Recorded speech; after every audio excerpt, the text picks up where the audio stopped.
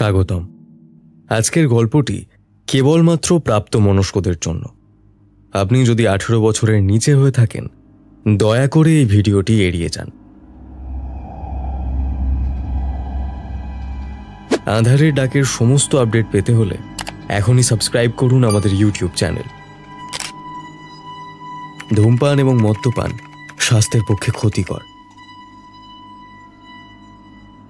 Smoking and drinking injurious to health.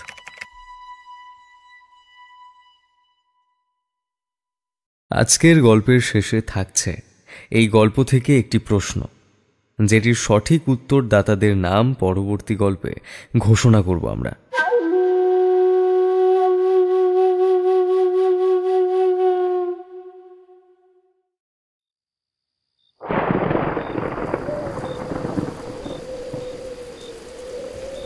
আচমকা শব্দে ঘুমটা ভেঙে গিয়েছিল পুতুলের। কিসের শব্দ হলো প্রথমে সেটা বুঝতে পারেনি। পরে ঘরের মধ্যে জ্বলতে থাকা টিমটিমে লণ্ঠনের আলোতে ঘরের অন্ধকার আর আলো ছাড়া আরও কি যেন একটা দেখা যাচ্ছে, তবে সেটা কি তা বলা সম্ভব নয়। পুতুল ঘুম ঘুম চোখে একবার এদিক ওদিক তাকালো। কেউ তো কোথাও নেই, তাহলে শব্দটা হলো কিসের? মনে হলো যেন ঘরের জানলা থেকে শব্দটা এলো। জানালার দিকে চোখ পড়তে পুতুল দেখল জানালার পাল্লাটা খোলা। বাইরে থেকে তীব্র হাওয়া ঘরে এসে ঢুকছে, তার সঙ্গে বৃষ্টির ছাট রয়েছে। তাড়াতাড়ি উঠে ঘরের দরজাটা লক্ষ্য করে নিয়ে জানলাটাকে বন্ধ করতে গেল। আর ঠিক তখনই মনে হলো বিছানার একপাশে কে যেন বসে আছে। ভয়ে আতঙ্কে এক মুহূর্তের মধ্যে পুতুলের গোটা শরীরটা আর একটু হলেই প্রাণপণে চিৎকার করে উঠতে যাচ্ছিল। তার আগেই বিছানার ওপাশে বসে থাকা ছায়ামূর্তিটার কণ্ঠস্বর ভেসে এলো। কিরে, এতক্ষণ ধরে তো আমাকেই ডাকছিলি, আর এখন আমাকে দেখে চমকে উঠলি? হঠাৎ করে মানবকে দেখে পুতুল আরো অবাক হয়ে যায়। আশ্চর্য, মানব ঘরে ঢুকলো কি করে? যদিও সত্যি সত্যি সে মানবের কথাই ভাবছিল। আর শুধু আজ কেন, প্রত্যেক রাত্রে সে এমনভাবে মানবের কথা ভাবে।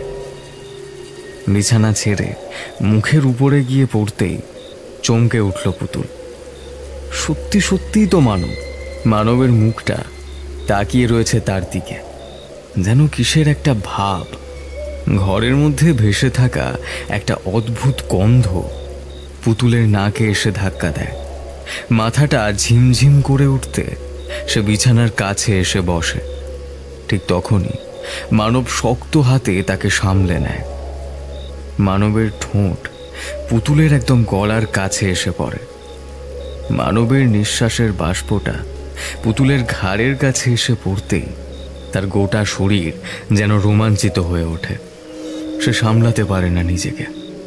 মানবের বুকের উপর মাথা রাখতে যেতেই তার ঠোঁট দুটো ছুঁয়ে যায় মানবের গলার কাছটা।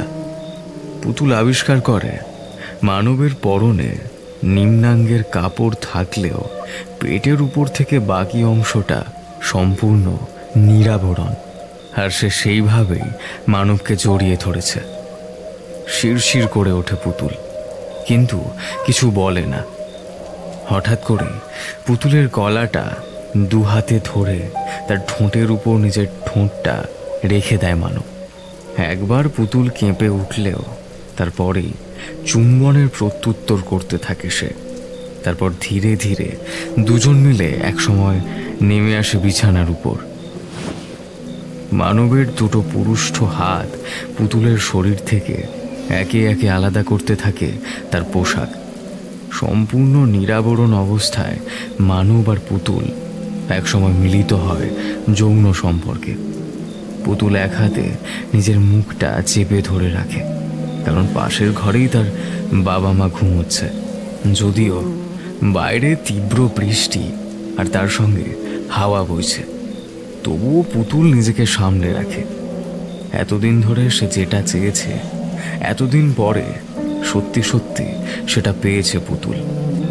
পুতুলের চোখে জল আসে, দুহাতে জড়িয়ে ধরে মানবকে, পাগলের মতো নিজের আবেশে বিদ্ধ করার চেষ্টা করতে থাকে। কিন্তু মানব তখন কামনায় মত্ত হয়েছে, যেন ক্ষুধার্ত বাঘের মতো পুতুলের শরীরের উপর আক্রমণ করতে থাকে। তারা নিম্নাঙ্গ থেকে শুরু করে গোটা উন্মুক্ত শরীর, স্তন, এমনকি ঘাড় গলার কাছ পর্যন্ত ক্ষতবিক্ষত হয় তার চুম্বন আর হাতের পেছনে। যন্ত্রণা হলেও সবকিছু সহ্য করতে থাকে পুতুল, যেন সুখের যন্ত্রণা। এরপর একসময় ক্লান্ত হয়ে বিছানার উপরেই ঘুমিয়ে পড়ে সে।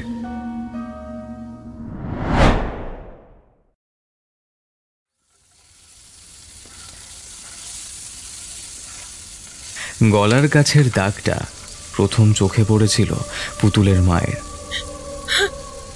পুতুল, তোর গলার কাছে ওই দাগটা কিসের রে? কোনো কিছুতে কামড়েছে নাকি? পুতুল উত্তর দিতে পারে না। রান্নাঘরের কাজে মাকে সাহায্য করতে এসে ঘাড়ের কাছের দাগটা বোধহয় একটু বেরিয়ে পড়েছিল। গ্রাম্য কায়দায় পরে থাকা শাড়ি গলার কাছ থেকে। তাড়াতাড়ি সেটা টেনে নিয়ে পুতুল বলল, ও কিছু না, কিছু হয়তো রাতের বেলা ঘুমের ঘোরে কামড়েছে। পুতুলের মা জিনিসটা দেখতে চাইল, কিন্তু পুতুল দেখতে দেয় না। আর দু একবার জোড়াজোড়ির পর, বলছি তো দেখতে হবে না, কেন তুমি এমন করো বলো তো? কথাটা বলে পুতুল তাড়াতাড়ি ঘরে চলে আসে। দড়াম শব্দ করে ঘরের দরজাটা বন্ধ করার পরেই তার বুকটা ঢিপ ঢিপ করতে শুরু করে। আয়নার কাছে দাঁড়িয়ে গলার কাছে আর বুকের কাছে কাপড়টা ভালো করে সরাতে ও নিজেও যেন চমকে ওঠে। তার গলায়, ঘাড়ে আর বুকের কাছে, এমনকি স্তনের কাছে পর্যন্ত গভীর ক্ষতের দাগ, দাঁতের কামড় আর ধারালো নখের আঁচড়ের দাগ। এখন প্রত্যেক দিন রাতে মানব তার ঘরে আসে। প্রত্যেক দিন রাতে অনেক রাত পর্যন্ত কামনায় লিপ্ত হয় তারা। কিন্তু মানব কেমন যেন হিংস্র আচরণ করে মাঝে মাঝে। তার নখের আঁচড়ে ক্ষত বিক্ষত করতে থাকে পুতুলকে। পুতুল বাধা দেয়, কিন্তু মানব কথা শোনে না। তারপর প্রচুর ক্লান্ত হয়ে ঘুমিয়ে পড়লে মানব চলে যায়। কিন্তু একটা ব্যাপার হঠাৎ করে আবিষ্কার করতে পেরেছে পুতুল। সে শোবার সময় এবং সকালে ওঠার সময় ঘরের দরজা বন্ধ রাখে। তাহলে মানব আসে কোথা থেকে? আয়নার দিকে তাকিয়ে থাকতে থাকতেই তার পেছনের টেবিলের উপরে চোখটা চলে গিয়েছে পুতুলের। টেবিলের উপরে রাখা রয়েছে সেই পুতুলটা। পুতুল এগিয়ে যায় আস্তে আস্তে। তার মুখে একটা হাসি ফোটে। পুতুলটাকে হাতে তুলতেই গোটা মনটা যেন একটা খুশিতে ভরে যায়। অদ্ভুত একটা পুতুল। পুতুলটা ছেলে না মেয়ে বোঝার কোনো উপায় নেই। একটা অদ্ভুত মানুষের শরীরের মতো। তার মাথার চুল বেশ লম্বা, গোটা শরীরে রংচঙে পোশাক, মুখে একটা অদ্ভুত হাসি। তাই ছেলে না মেয়ে সেটা বোঝার মতো কোনো উপায় নেই। পুতুলটাকে হাতের মাঝে শক্ত করে চেপে ধরে পুতুল আস্তে আস্তে বলে, তুইও পুতুল, আমিও পুতুল। আমার মনের দুঃখ তুই ভাগ করে নে। আমার সঙ্গে কি হচ্ছে বলতো? তাহলে কি প্রত্যেক রাতে যেটা হচ্ছে সেটা স্বপ্ন? তাহলে এই গলার কাছে দাগগুলো কি? এই দাগ আমি কি করে লুকিয়ে রাখি বলতো?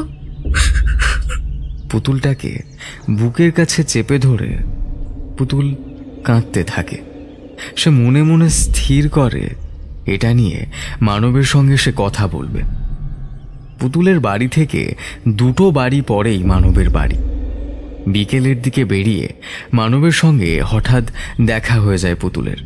মানব সদা ব্যস্ত মানুষ, কাজকর্ম নিয়ে থাকে। পুতুলকে পাশ কাটিয়ে চলে যাচ্ছিল। হঠাৎ পুতুল কি একটা বলতেই মানব দাঁড়িয়ে পড়ে। তোমাকে একটা কথা বলার ছিল, আর তুমি তুমি এখন আমার অনেক কাজ আছে রে পুতুল, এখন তোর সঙ্গে কথা বলার মতো সময় নেই। তুই এখন আয়, পরে কথা বলবো। তোমায় কথাটা বলতেই হবে, না হলে আমি যে শান্তি পাচ্ছি না এই কটা দিন ধরে আমার সঙ্গে যা হচ্ছে। মানব একটু অবাক হয়। পুতুল তার সঙ্গে কখনো এমনভাবে সরাসরি কথা বলে না। মেয়েটা লজ্জা পায়। তাছাড়া মেয়েটা যে তাকে পছন্দ করে সে কথা মানব ভালো করেই জানে, কিন্তু তবুও মেয়েটা এমনভাবে কথা বলায় সে পুতুলকে রাস্তার একপাশে টেনে এনে দাঁড় করায়। তারপর বলে, কি হয়েছে বলতো পুতুল? পুতুল লজ্জা পেয়ে মাথা নামিয়ে রেখে শাড়ির আঁচলে আঙুল জড়াতে জড়াতে একসময় অল্প কথা বলে। প্রত্যেক দিন রাতে মানবের সঙ্গে তার কি হয়েছে সেসব কথা না বললেও মানব যে প্রত্যেক রাতে তার ঘরে আসে সেই কথা জানাতেই মানব শব্দ করে হেসে ওঠে। স্বপ্ন দেখেছিস? আমি রাতে ঘরের বাইরে বেরোই না। সারাদিন কাজকর্মের পর বিছানায় একবার শুয়ে পড়লেই ভোঁস ভোঁস করে ঘুমাই। তুই তো জানিসই আমার ঘুম কেমন। সকালে মায়ের ডাকে ঘুম ভাঙে। বোকামে, স্বপ্ন দেখেছিস বোধহয়। কথাটা বলে মানব পুতুলের মাথায় একটা ছোট্ট করে চাঁটি মেরে তাকে এড়িয়ে চলে যায়। কিন্তু পুতুল অবাক হয়। স্বপ্ন না হয় ঠিক আছে, কিন্তু তার গায়ের ক্ষতগুলো, তাহলে ব্যাপারটা কি হচ্ছে? অনেকক্ষণ চুপ করে দাঁড়িয়ে থাকে সে। তারপর মনে মনে স্থির করে আজ রাতে তাকে দেখতেই হবে আসল ব্যাপারটা কি।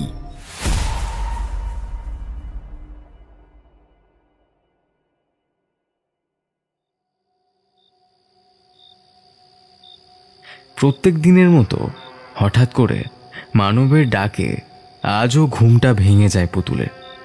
বিছানায় আস্তে আস্তে উঠে বসে মানবের দিকে ভালো করে দেখার চেষ্টা করে সে।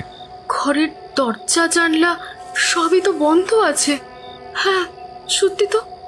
মানব তাহলে ঘরে ঢুকলো কি করে? তাহলে কি এটা মানব নয়, অন্য কেউ? মানব আগের মতোই বিছানায় উঠে পড়ে। পুতুলের পায়ের কাছটা বরাবর তার কাপড় উপরের দিকে তুলতে তুলতে তার পায়ে চুম্বন করতে করতে উঠে আসে উপরের দিকে।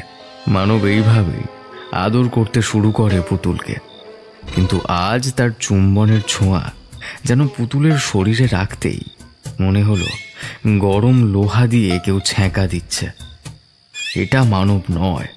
কথাটা মনে হওয়ার সঙ্গে সঙ্গে একটা অদ্ভুত ভয় আষ্ঠে পৃষ্ঠে জড়িয়ে ধরল পুতুলকে। ঘরের ভেতরে আধো অন্ধকারে মানবকে ভালোভাবে দেখা যাচ্ছে না। শুধু দুটো ঠোঁটের স্পর্শ তার পায়ের কাছ বরাবর এখন উঠে এসেছে হাঁটুর উপরে, থায়ের কাছে। কাপড়টা আস্তে আস্তে উপরের দিকে তুলতে তুলতে মানব উঠে আসছে তার তলপেট লক্ষ্য করে।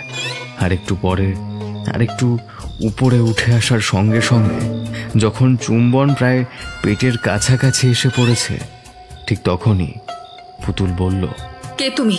তুমি মানব নও, আমি জানি। মানব এখন তার ঘরে ঘুমোচ্ছে।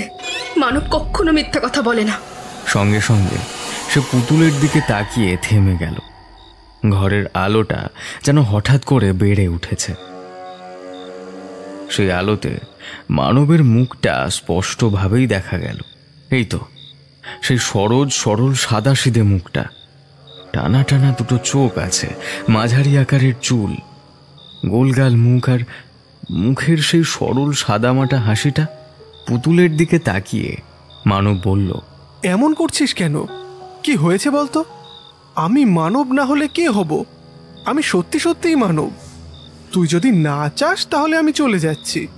পুতুলকে কোনো কথা না বলে মানব উঠে দাঁড়ায়। আস্তে আস্তে হেঁটে যায় দরজার দিকে। তারপর যেন থমকে দাঁড়িয়ে পড়ে। পুতুল অপেক্ষা করতে থাকে মানব এরপর কি করে সেটা দেখার জন্য। পিছনের দিকে ঘোরা অবস্থাতেই মানব বলল, আমি চলে যাচ্ছি পুতুল। একবার যদি আমি চলে যাই তাহলে কিন্তু আমি আর আসবো না। পুতুলের বুকের ভেতরে একটা দোলাচল কাজ করতে থাকে। তাহলে কি মানব তার সঙ্গে সকালে মশকরা করেছে, কিন্তু দরজা জানলা বন্ধ থাকার ব্যাপারটা, মানব দরজা না খুলে ঘরে ঢুকলো কি করে? কথাটা মনে হতেই সে চুপ করে বসে থাকে, কোনো উত্তর দেয় না। ঘরের আলোটা যেন দূর দূর করে কাঁপছে। পুতুল মনের জোর সঞ্চয় করে বলল, চলে যাও। সঙ্গে সঙ্গে ঘরের ভেতরের আলোটা দপদপ করে নিভে যায়, আর তারপরেই একটা অদ্ভুত হাসির শব্দের সঙ্গে একটা পচা গন্ধ ছড়িয়ে যায় ঘরের মধ্যে। কে যেন অদ্ভুতভাবে হাসছে। পুতুল দুহাতে নিজের মুখটা ঢেকে ফেলে, কানটা চেপে ধরে চিৎকার করতে চায়, কিন্তু গলা থেকে কোনো শব্দ বেরিয়ে আসে না, যেন তার গলার কাছটা শক্ত সুতো দিয়ে কেউ বেঁধে দিয়েছে। যতই চিৎকার করুক না কেন, গলা থেকে কোনো শব্দ বেরোবে না। সে হাসির শব্দটা এবার একটু একটু করে এগিয়ে আসতে থাকে বিছানার দিকে। তার সঙ্গে যেন কেউ বলতে থাকে, তুই আমাকে চিনতে পেরেছিস? তাহলে আর বেশি দেরি করা যাবে না, তোকে যে নিয়ে যেতেই হবে। আর 3টে দিন, আর 3টে দিনের মধ্যেই আমি তোকে নিয়ে যাব। কেউ তোকে বাঁচাতে পারবে না, কেউ না।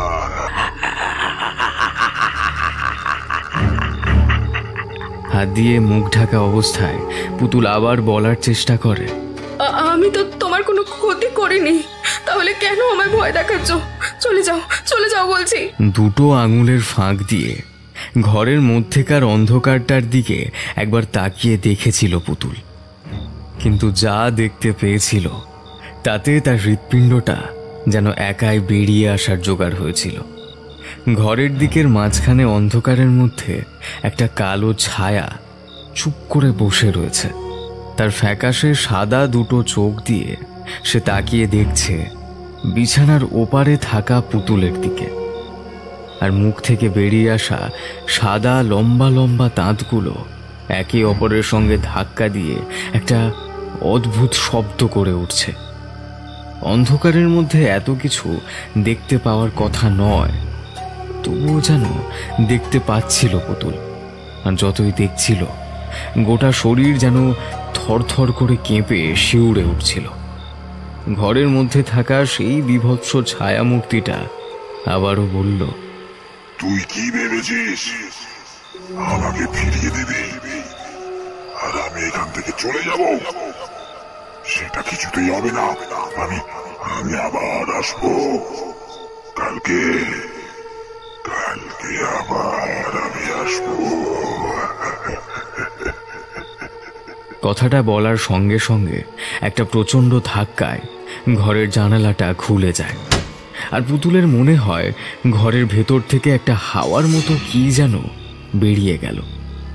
ক্লান্তি, অবসন্নতা আর একটা অদ্ভুত ভয়ে বিছানার উপরে লুটিয়ে পড়ল পুতুল।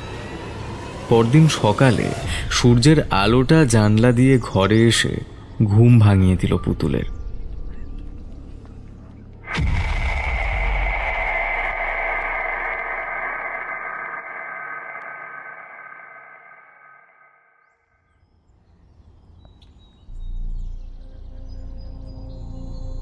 এসব তুই কি বলছিস? আমি সত্যি বলছি, আমি তোর বাড়িতে কখনো যাইনি। তুই তো জানিস আমি এমন নই। আহা, আমি তোমায় কিছু বলছি না। আমি জানি তুমি যাওনি, কিন্তু আমি প্রত্যেকবার ভেবেছি তুমি আমার ঘরে এসেছিলে। তখনই আমার বোঝা উচিত ছিল যে দরজা জানলা বন্ধ থাকা অবস্থায় তুমি ঘরে ঢুকবে কি করে। আমার মনে হয় খারাপ কিছু একটা তোর বাড়িতে ঢুকেছে, কিন্তু তুই যে স্বপ্ন দেখছিস না সে কথা সত্যি বলছিস তো? পুতুল কাঁদো কাঁদো গলায় নিজের গলার কাছের কাপড়টা ভালো করে সরিয়ে মানবকে দেখায়। গলায় বুকের কাছে আঁচড় আর কামড়ের দাগ দেখে মানব শিউরে ওঠে। মানবকে একরকম জোর করে সেদিন দুপুরে বাড়ির পেছনে মাঠের কাছে ডেকে এনেছিল পুতুল। তারপরে তাকে সব কথা খুলে বলেছিল। গলার কাছে ক্ষতগুলো দেখে চমকে উঠেছিল মানব। ব্যাপারটা কিন্তু আর সহজে ছেড়ে রাখা যাচ্ছে না। নিশ্চয় কিছু একটা হয়েছে। তুই একটা কাজ কর, আজ আমি এখানে থাকবো না। আজকে আর কালকে আমার কাজ আছে পাশের গ্রামে একটু। পরশু সকালে যখন আমি ফিরবো তখন সেখান থেকে একটা ব্যবস্থা করে আসব। তুই বাড়ি ফিরে তোর মাকে কথাগুলো বল। মাকে আমি এসব কথা বলতে পারবো না, তুমি কিছু একটা করো। তুমি পরশুদিন তো ফিরেই আসবে, আজ আর কালকে রাতে আমি যদি কোনোভাবে সামলাতে পারি তাহলে। এর মধ্যে যদি কিছু হয়ে যায় তখন আমার মনে হয় তোর মাকে সমস্ত কথা খুলে বলা দরকার। মানব চলে যায়।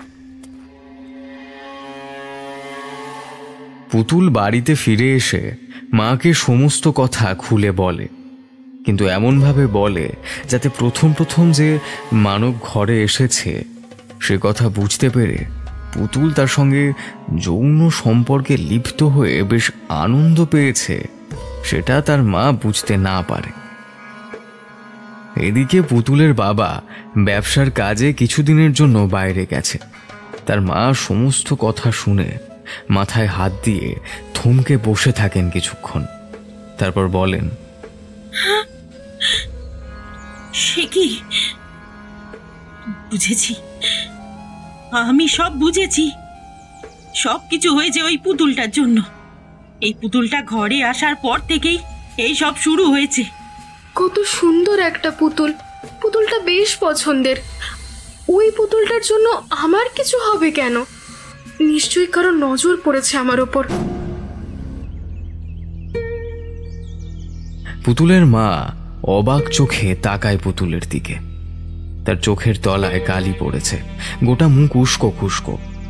পুতুলকে দেখতে খুব সুন্দরী কখনোই ছিল না, কিন্তু গ্রামের সুন্দরী মেয়েদের যদি একটা তালিকা করা যায় তার মধ্যে পুতুল মাঝামাঝি জায়গায় অবস্থান করবে। কিন্তু এখন তাকে দেখে বিশ্রী ছাড়া অন্য কিছু মনে হয় না।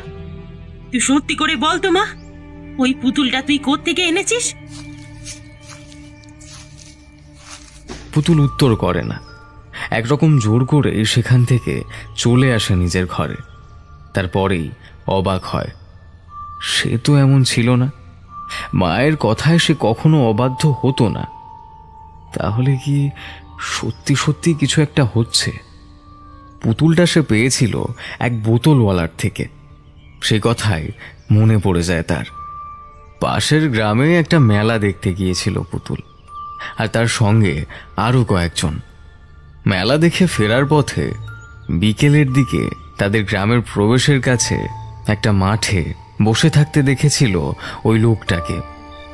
বাকিরা সবাই এগিয়ে না গেলেও পুতুল এগিয়ে গিয়েছিল। তুমি এইখানে বসে কি বিক্রি করছো গো? ওখানে তো মেলা হচ্ছে, ওইখানে গেলে অনেকে তোমার জিনিস কিনবে। আমার তো বেশি খদ্দের দরকার নেই, তোমার মতন সুন্দর দু একটা খদ্দের হলেই হলো। তুমি এসো, দেখো কত ভালো ভালো পুতুল আছে। পুতুল এগিয়ে গিয়ে দেখল সত্যি সামনের কাগজের উপর ছড়িয়ে রাখা হাতে গোনা কয়েকটা মাত্র পুতুল, কিন্তু প্রত্যেকটা পুতুল অসম্ভব সুন্দর। দেখে যেন মনে হয় পুতুলগুলো জীবন্ত, কিন্তু ছোট ছোট, আর ছেলে না মেয়ে সেটা বোঝার মতো কোনো উপায় নেই। অদ্ভুত পুতুল তো, এমন পুতুল তো আগে কখনো দেখিনি। এইরকম পুতুল আমার কাছে ছাড়া অন্য কোথাও পাওয়া যায় না। এই পুতুল যার কাছে থাকবে তার মনের ইচ্ছে পূরণ হবে। পুতুল একটু অবাক হয়, একটা পুতুল পছন্দ করেছে এর মধ্যে। পুতুলটাকে হাতে তুলতেই তার সত্যি সত্যি মনটা খুশিতে ভরে যায়, যেন পুতুলটা তার হাতের স্পর্শ পেয়ে কেমন যেন হেসে উঠেছে। পুতুলও খিলখিল করে হেসে ওঠে। তারপর পুতুলটা তুলে নিয়ে বলে, এই পুতুলটার দাম কত? পুতুল এবার পুতুলওয়ালার মুখের দিকে ভালো করে তাকায়। পুতুল লক্ষ্য করে তার মাথায় লম্বা চুল, সে চুলে জট পড়েছে, মুখে বয়সের বলি রেখা, চামড়ায় ভাঁজ। তবে এই সব কিছুর মধ্যে তার চোখ দুটো যেন বেশ বড়, বেশ উজ্জ্বল, ঠিক ওই পুতুলগুলোর মতো। লোকটার পাশে একটা পুঁটলি, পোশাক খুব নোংরা না হলেও পরিষ্কার নয়। পুতুলের দাম হয় না গো, তোমার যা ইচ্ছে হয় তাই দিও। পুতুল অবাক হয়। ততক্ষণে তার বান্ধবীরা তাকে ডাকতে শুরু করেছে।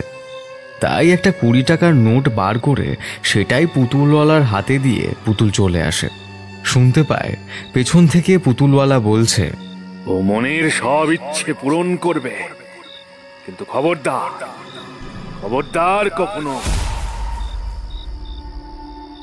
বাকি কথাগুলো আর পুতুল শুনতে পায়নি, তাড়াতাড়ি চলে এসেছিল। আজ মায়ের কথায় সেই কথাটা আবার মনে পড়ল। ঘরের ভেতরে পুতুলটার কাছে এগিয়ে গিয়ে কান্না ভেজা গলায় পুতুল বলল, তোর জন্যে কি এসব হচ্ছে? সঙ্গে সঙ্গে পুতুলের মনে পড়ে যায় যেদিন প্রথম মানব তার ঘরে এসেছিল। সেদিন সন্ধ্যাবেলা পুতুলটাকে হাতে নিয়ে সে মানবের কথাই বলেছিল। আর একবার পুতুলটাকে যাচাই করতে চায় পুতুল, তাই সেটাকে হাতে নিয়ে মনে মনে কি যেন একটা বলে, তারপর সেটাকে রেখে দেয় টেবিলের উপর।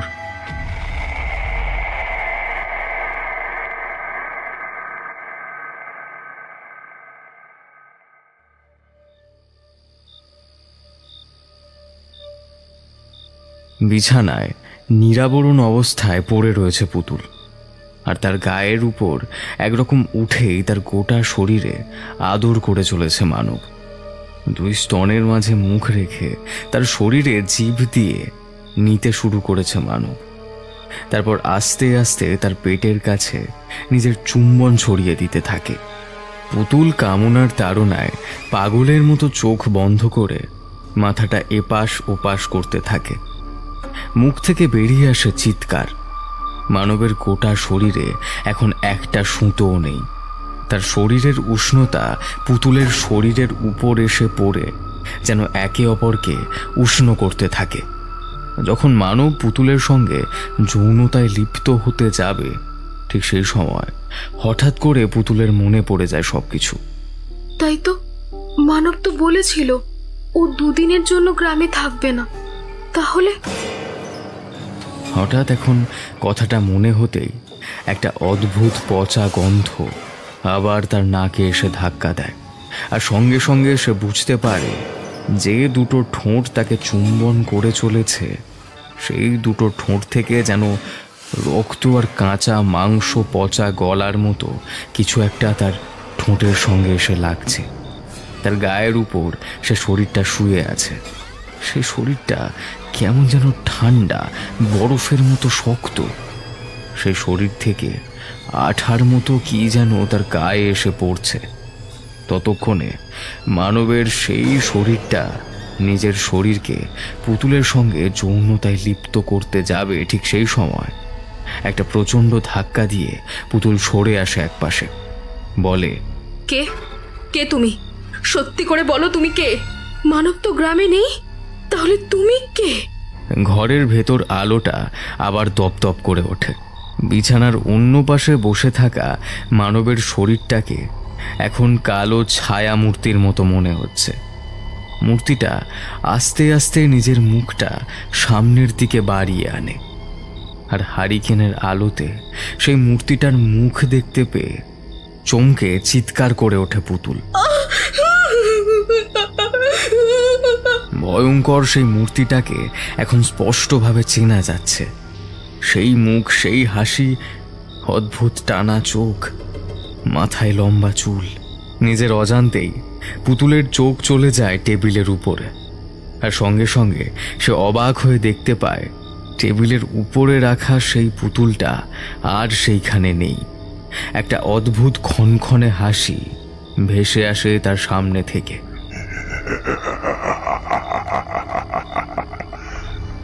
আবার তুই আমায় চিনতে পারলি না? তোকে বলেছিলাম না 3টে রাতের মধ্যে আমি তোকে নিয়ে যাব। আমায় চিনতে না পারলে তোর কোনো অসুবিধা হতো না। আমি তোকে নিয়ে যাব, আজকেই নিয়ে যাব। তুমি কেন আমায় নিয়ে যেতে চাইছো? পুতুলটা আস্তে আস্তে এগিয়ে আসে তার দিকে। পুতুল নয়, যেন রক্ত মাংস দিয়ে তৈরি একটা মানুষ। কিন্তু তার চেহারাটা কেমন সেটা দেখার আগে ঠিক তখন চোখের সামনে একটা প্রচণ্ড হাওয়ার ঝাপটা যেন পুতুলকে অন্ধ করে দেয়। আর তারপরই সে সামনে তাকাতেই তার গায়ের রক্ত জল হয়ে যায়। কোথায় পুতুল? তার বদলে বিছানার অন্য পাশে বসে রয়েছে একটা কালো লিকলিকে ছায়া। তার উজ্জ্বল সাদা দুটো চোখ, মুখের সাদা ঝকঝকে দাঁত। সেদিন যেমন দেখেছিল, জিনিসটা এক ঝটকায় উঠে আসে পুতুলের গায়ের উপর। পুতুলের গোটা শরীরে যেন কেউ বরফ ঢেলে দিয়েছে। তার ঠোঁট দুটো ফাঁকা হয়ে থাকলেও কথা বেরোয় না। একদম মুখের কাছে চলে আসায় তীব্র পচা গন্ধে পুতুলের নাড়ি ভুঁড়ি যেন গুলিয়ে আসে। আর বেশি সময় নেই, তারপরে তুইও যাবি আমার সঙ্গে। ঠক ঠক করে কাঁপতে থাকে পুতুল, কোনো উত্তর দিতে পারে না। তার চোখের সামনে সেই ছায়া মূর্তিটা আবার বদলে যায় মানবের শরীরে। মানবের মুখে একটা অদ্ভুত হাসি। মানব উঠে আসে পুতুলের নিরাভরণ শরীরের উপর। তারপর তাকে আদর করতে করতে এক তীব্র যৌনতায় লিপ্ত হয়ে যায়। তারপর এক সময় উঠে অন্ধকারে কোথায় যেন মিলিয়ে যায়।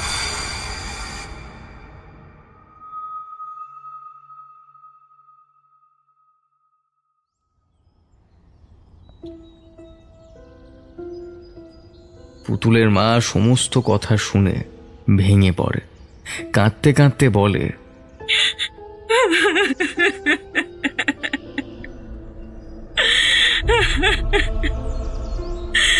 এখন আমি কি করি বলতো? ওই পুতুলটাকে ফেলে দে রে মা, তাহলে সব ঠিক হয়ে যাবে। তাহলে আর কিছু হবে না, আর কিচ্ছু হবে না। পুতুল অসহায় হয়ে পড়ে। এসব কথা যে বাইরে কাউকে বলবে সেটাও তো লজ্জায় বলা যায় না। তাছাড়া তার বাবা বাড়িতে নেই। পুতুলের মা আর পুতুল ফাইনালি পরিকল্পনা করে সেদিন সকালে সেই পুতুলটাকে নিয়ে ফেলে আসবে গ্রামের শেষের দিকের নদীর জলে। একটু নিশ্চিন্ত মনে পুতুল সারাদিন পর বাড়িতে ফিরে এলো। গোটা দিন কেমন যেন চুপচাপ কেটে গেল তার। পুতুল মনে মনে ভাবল, আজকের দিনটা কাটিয়ে ফেলতে পারলে আর কোনো চিন্তা নেই। কালকে তো মানব চলেই আসবে। কালকে কোনো না কোনো ব্যবস্থা একটাও করবেই। শুধু আজকের রাতটা যেভাবেই হোক আমাকে কাটাতেই হবে। সেই রাতে পুতুলের মা বলল, আজ রাতে আমি তোর সঙ্গে শোবো, যাতে কোনো কিছু না ঘটে। তোমায় আমার সঙ্গে শুতে হবে না, আমি ঠিক আছি। আর আজ আর কিচ্ছু হবে না। পুতুলটাকে তো ফেলেই এলাম। যেটা বলছি সেটা শোন। আজ রাতে আমি তোর সঙ্গে শোবো, বুঝেছিস?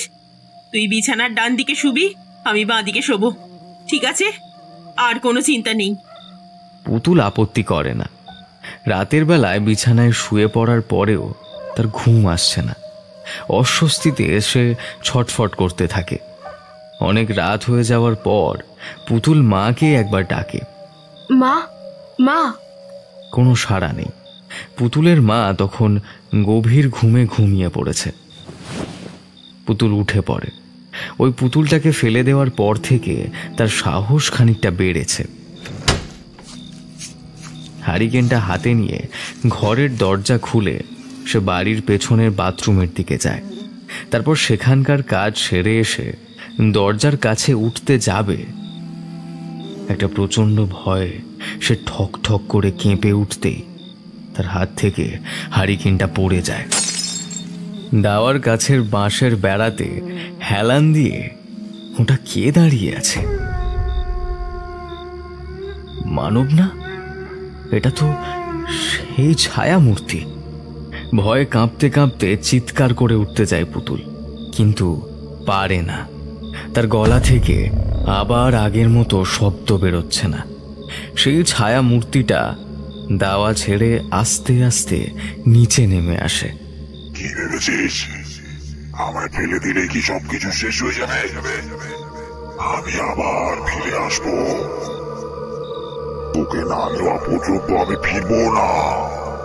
আমি আবার ফিরে আসবো। বলেছি না আমায় কেউ আটকাতে পারবে না, কেউ না। আমায় ছেড়ে দাও, আমি হাত জোর করছি। আমি অনেক বড় ভুল করেছি পুতুলওয়ালার কাছ থেকে পুতুলটা কিনে। আমায় ছেড়ে দাও, আমায় ছেড়ে দাও। আজ রাতেই যে সবকিছু শেষ হবে। আজকের পর আর কোনো কিছুই শেষ হবে না।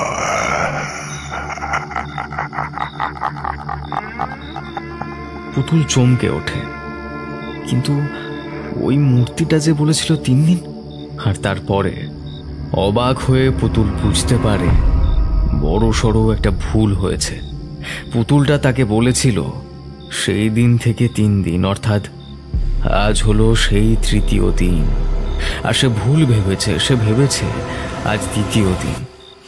আতঙ্কে তার পায়ের তলার মাটি যেন সরে যেতে শুরু করে একটু একটু করে।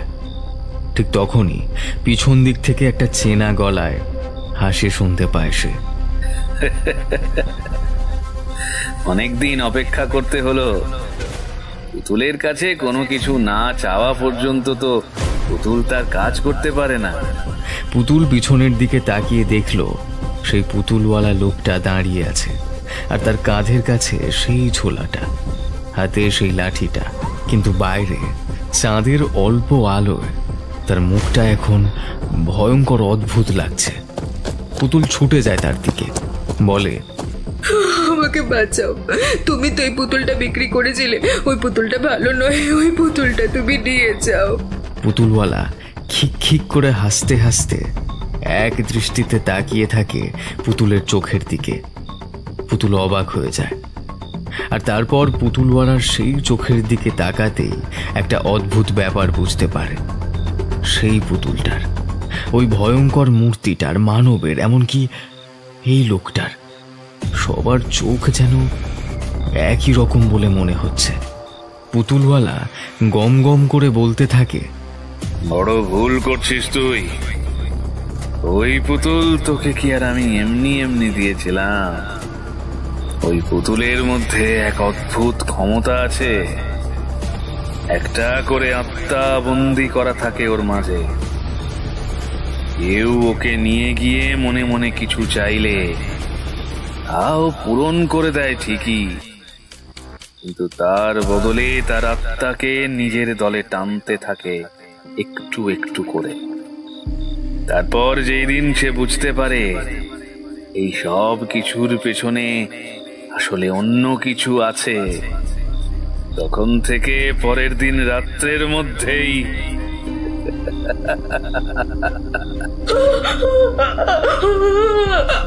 পুতুল চিৎকার করে ছুটতে যায় সামনের দিকে। সেই ভয়ঙ্কর মূর্তি তখন তার কাছে এসে পড়েছে। পুতুল বুঝতে পারছে তার চিৎকার শোনা যাচ্ছে না, কিন্তু ওরা তো ভালোভাবে শুনতে পারছে। ব্যাপারটা কি হলো? ততক্ষণে সেই ছায়া মূর্তিটা চলে এসেছে পুতুলওয়ালার পেছনের দিকে। পুতুলের হাতে ধরা রয়েছে সেই পুতুলটা। পুতুল ঘরের দিকে যেতে যাবে, এমন সময় তার মায়ের চিৎকার শুনতে পায়। সামনে তাকিয়ে দেখতে পায় তার মা উঠোনের কাছটা একটা হারিকেন হাতে নিয়ে উবু হয়ে বসে চিৎকার করছেন। চিৎকার ভালোভাবে কানে আসে না পুতুলের। এক পা করে সে এগোতে থাকে সামনের দিকে। হাঁটতে হাঁটতে ঠিক মাঝ বরাবর একটা দৃশ্য দেখে তার পা যেন থমকে যায়। ঠিক তখনই পেছন থেকে পুতুলওয়ালা, তার সঙ্গে সেই ভয়ঙ্কর মূর্তিটা একসঙ্গে হেসে ওঠে। পুতুলওয়ালা বলতে থাকে, বলেছিলাম না আজ রাতেই কাজ হয়ে যাবে। কাজ হয়ে গেছে। পুতুলের 2 চোখ বেয়ে জল নেমে আসে। উঠোনের কাছে যেটার উপরে হুমড়ি খেয়ে তার মা মরণ আর্তনাদের মতো করে চলেছে, সেটা আর কিছুই নয়, তারই পড়ে থাকা নিষ্প্রাণ শরীর। 2 চোখ ফ্যাকাশে, মুখটা হাঁ করা। শরীরে যে প্রাণবায়ু নেই সেটা পুতুল ভালোই বুঝতে পারছে, কারণ সেখানে যে দাঁড়িয়ে আছে সেটা তার নিজের আত্মা ছাড়া অন্য কিছু নয়। এরপরে একটা অদ্ভুত টান অনুভব করে পুতুল। পেছনে তাকিয়ে দেখে সেই পুতুলওয়ালা হাতের লাঠিটা তুলে অদ্ভুতভাবে ঘোরাতে শুরু করেছে, আর সেই আকর্ষণে পুতুল আস্তে আস্তে ছিটকে চলে যায় পেছনের দিকে। পুতুলওয়ালার হাতে তখন ধরা রয়েছে নতুন কাঠের অদ্ভুত দর্শন পুতুল।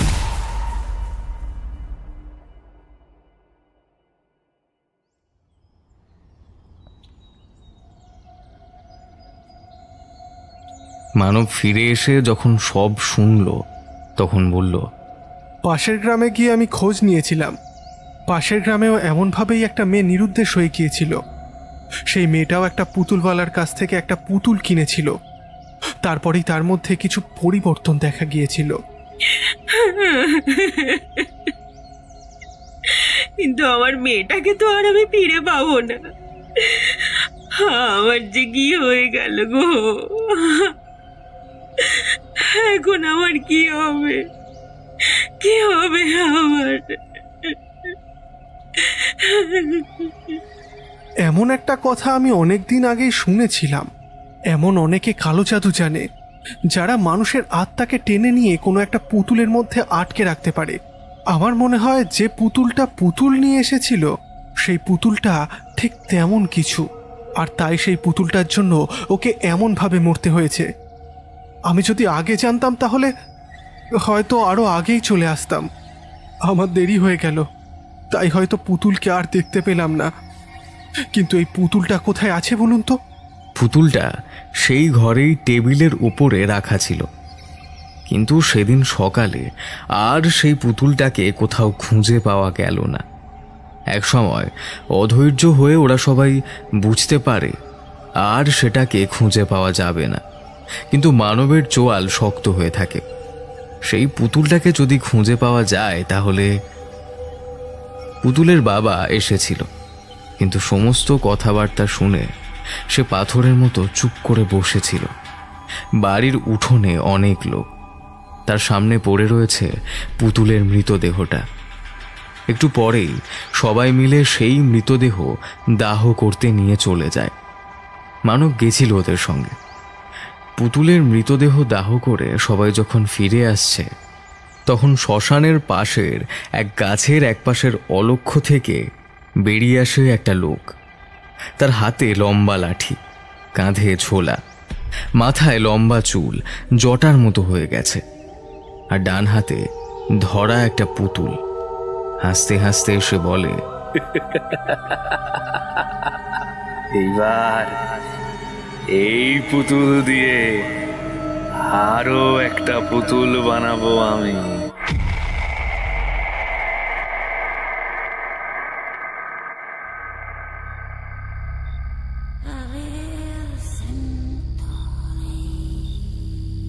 চম্পা দুরন্ত হলেও ভালো মেয়ে। তার বয়স 15 কি 16 মতো হবে। গ্রামের আরও কয়েকজনের সঙ্গে গরুর গাড়িতে করে শ্রাবণের মেলা দেখতে চলেছে। মেলাতে সবাই নিজের মতোই ঘুরে বেড়াচ্ছে। তখন চম্পা নিজের মতোই মেলাটা ঘুরে দেখছিল। ঘুরে দেখতে দেখতে একপাশে দেখতে পায় একটা গাছের তলায় একটা লোক চুপ করে বসে আছে, একটা কালো চাদর গায়ে জড়িয়ে রাখা। তার সামনে কাগজের উপর ছড়িয়ে রয়েছে কয়েকটা পুতুল। চম্পা এগোতে থাকে সেই পুতুলওয়ালা লোকটার দিকে। তবে চম্পা খেয়াল করে না পুতুলওয়ালা লোকটা চাদরের আড়াল থেকে এক অদ্ভুত উজ্জ্বল চোখে তাকিয়ে রয়েছে তার দিকে। চম্পা সেখানে গিয়ে দাঁড়ায়। পুতুলগুলো নেড়ে চেড়ে দেখার পর বলে, পুতুলগুলো খুব সুন্দর। এই পুতুলগুলো নিয়ে তুমি এইখানে বসে আছো কেন?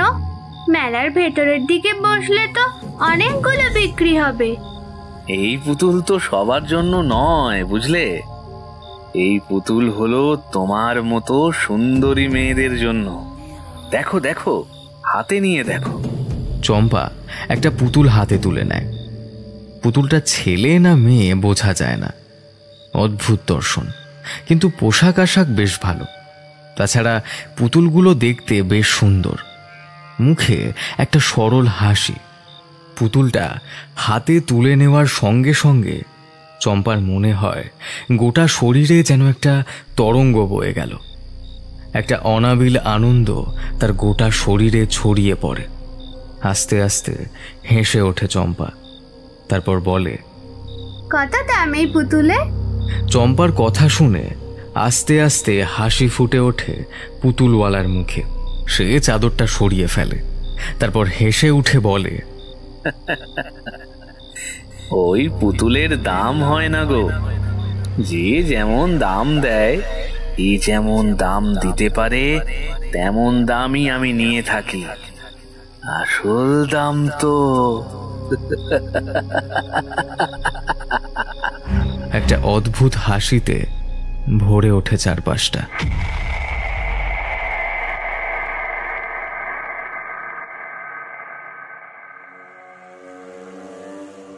আজকের আপনাদের জন্য যে প্রশ্নটি রয়েছে সেটি হলো, যে রাতে পুতুল তার মায়ের সাথে ঘুমিয়েছিল সে রাতে পুতুল বিছানার কোন দিকে ঘুমিয়েছিল? সঠিক উত্তরদাতাদের নাম পরবর্তী গল্পে ঘোষণা করা হবে এবং সঠিক উত্তরের নিচে আপনার নাম এবং আপনি কোথা থেকে শুনছেন গল্পটি সেটি অবশ্যই লিখবেন।